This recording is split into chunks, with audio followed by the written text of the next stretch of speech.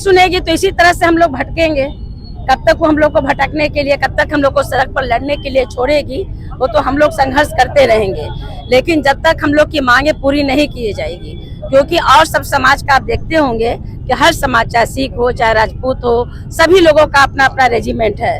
लेकिन आखिर अहिर रेजिमेंट क्यों नहीं है? क्या सबके दुश्मन अहिर लोग ही हैं, यादव लोग ही हैं? आज बताइए, इतने भी लोग जो है की लड़ाई में उनका कहाँ पे कोई नाम दिया, कहीं उनका नाम दर्ज किया? लेकिन आज उनकी भी लड़ाई, उनका आज हम लोग कलश यात्रा लेके घूम रहे हैं। आज देश का पूरी तरह से किसके हाथ में चला गया है? पूरी तरह से देश का कानून जो है पूरी ध्वस्त हो चुकी है। आज जिसको जो चाह रहा है हिंदू मुस्लिम करके लड़ाई लगाया जा रहा है।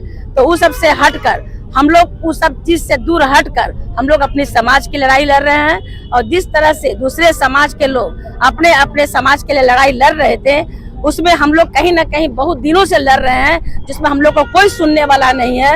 आज पूरे भारत में, अभी तो हम लोग का बिहार का 16 से 12-13 तारीख से शुरू हुआ है, अभी हम लोग यहाँ तक पहुँचे हैं। फिर पूरे जब बिहार का दौरा खत्म हो जाएगा तब यहाँ से झारखंड में जाएगा, अब पूरे देश में दौरा होगा। सबसे बड़ा सवाल है, क्यों चाहिए अहिर रेजिमेंट? इसलिए चाहिए क्योंकि अहिरों का भी जो है हम लोग का संख्या बल है, और सबसे अधिक अगर आज फौज में है तो आप पता कर लीजिएगा कि सबसे अधिक अगर फौज में है तो हमारे अहिर समाज के ही लोग जाते हैं। तो आखिर उनका अहिर रेजिमेंट क्यों नहीं होना चाहिए?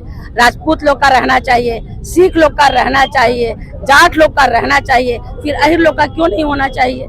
ये हम लोग की मांग शुरू से है, आज भी है, और आने वाला समय तक जब तक हम लोग की मांग पूरी नहीं की जाएगी तब तक ये लड़ाई हम लोग लड़ते रहेंगे। जातीय की बात नहीं होगी कि हाँ ये जातिवाद बात कर नहीं, अगर अदर समाज का लोग का अगर डिमांड होता है किसी, आप देखिए जाति की बात कर रहे हैं तो आज आप देख रहे होंगे कि आए दिन किसी न किसी समाज का बैठक होते रहता है, तो वो क्या जाति की बात नहीं होती है? किस समाज की बैठक नहीं हो रही है? अगर हम लोग अपनी समाज की बात कर रहे हैं तो फिर जाति बात कहाँ से आ गया? यादव को तो यही बोला जाता है, अगर यादव की बात करते हैं तो यादव तो यादव के तो सब कोई देखना नहीं चाहता, और यादव के बिना किसी का काम भी नहीं होता है। अगर कहीं भी मामला फंसेगा तो यादव ही जाके सुलझाएगा, लेकिन यादव से ही सबको दिक्कत है, यादव से ही सबको लड़ाई है। लेकिन यादव के बिना किसी की लड़ाई सुलझने वाली नहीं है, ये बात सबको ही जानता है। इसलिए इस बात को गांठ बांध ले कि हम लोग भी अपना हक लेकर रहेंगे। जिस तरह से अन्य समाज के लिए, सभी के लिए हम लोग लड़ाई लड़ते हैं, तो आज हम अपने लिए लड़ाई क्यों नहीं लड़ेंगे? इन्हीं सब मांगों को लेकर आज हम लोग यहाँ पे कारगिल चौक पर आए हुए हैं। हम लोग का मांग है अहिर रेजिमेंट होना चाहिए, क्योंकि बलिदानों को याद करना चाहिए। हमारे अहिर जितने भी भाई थे बलिदान दिए थे युद्ध में, और भी समाज के लोग बलिदान दिए हैं, उनका रेजिमेंट बना हुआ है जाति से। तो हम लोग का भी यादव समाज का रेजिमेंट होना चाहिए, यही डिमांड है, और इसीलिए हम लोग भ्रमण कर रहे हैं।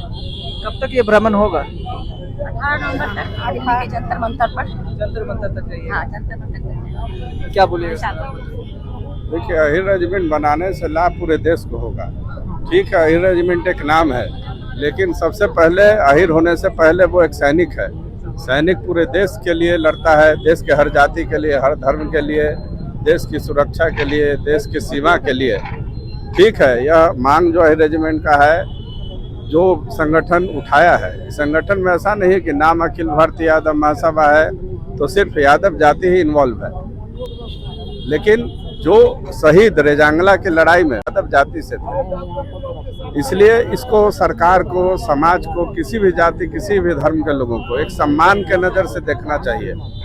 सरकार को भी इस पर डिसीजन करने का समय अब आ चुका है, डिसीजन करना चाहिए, क्योंकि यह समय 2 साल, 4 साल, 10 साल, 8 साल, 20 साल नहीं हुआ है, उससे 4 डिकेड से ज़्यादा हो गया इस लड़ाई को। चाइना सरकार के द्वारा, चाइनीज सैनिकों के द्वारा शहीद हुए हमारे जो लोग, तो यह चीज़ ऐसा नहीं है कि किसी एक खास विशेष तबके के हित के लिए है, यह इससे पूरे देश को लाभ होगा।